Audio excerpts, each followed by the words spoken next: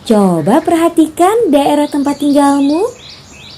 Jika dilihat dengan seksama, ada banyak orang-orang dengan suku, agama, budaya, dan pekerjaan yang berbeda-beda, bukan? Perbedaan itulah yang disebut dengan keberagaman. Nah, kira-kira apa saja ya keberagaman yang ada di Indonesia?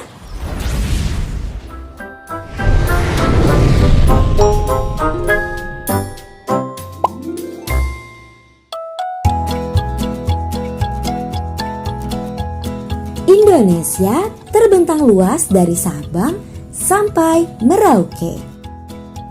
Selain kaya akan hasil alam, Indonesia adalah negara yang kaya akan keberagaman. Secara umum, terdiri dari keberagaman suku, agama, budaya, dan jenis pekerjaan. Khusus pada video kali ini, kita akan mengenali keberagaman suku dan agama yang terdapat di Indonesia. Yang pertama, keberagaman suku.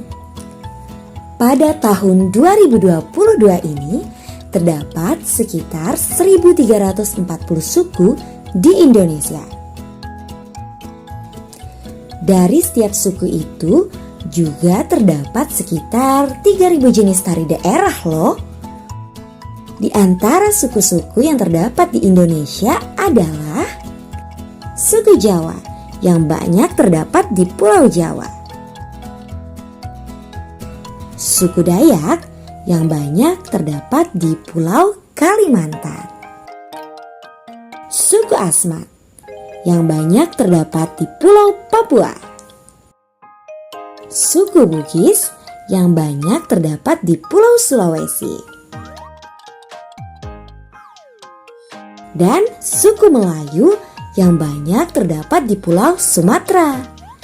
Sebenarnya ada banyak lagi suku lainnya, tapi kalau disebutkan semua kayaknya gak cukup waktunya ya. Dan yang kedua, keberagaman agama.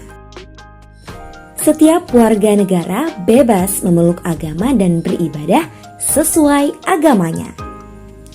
Merupakan bunyi dari pasal 28E ayat 2 Undang-Undang Dasar 1945. Hal itu juga memiliki maksud agar kita mampu bertoleransi terhadap berbagai kepercayaan yang berbeda di sekitar kita.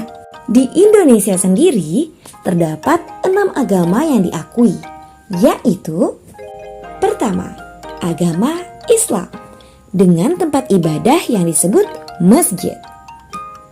Yang kedua, agama Katolik dengan tempat ibadah yang disebut gereja. Yang ketiga, agama Protestan yang juga dengan tempat ibadah yang disebut gereja. Keempat, agama Hindu dengan tempat ibadah yang disebut pura. Yang kelima, agama Buddha dengan tempat ibadah yang disebut dengan wihara. Yang terakhir adalah agama Konghucu dengan tempat ibadah yang disebut kelenteng. Nah, kawan animasi, ternyata Indonesia sangat kaya akan keberagaman ya. Kita harus bangga dan melestarikannya, karena keberagaman itu filosofinya seperti makanan bergizi. Makanan bergizi apakah hanya terdiri dari nasi? Tidak, bukan? Melainkan terdiri dari ragam makanan berupa nasi, lauk dan pauk yang jika disatukan menjadi asupan makanan yang dapat berguna bagi tumbuh kembang manusia.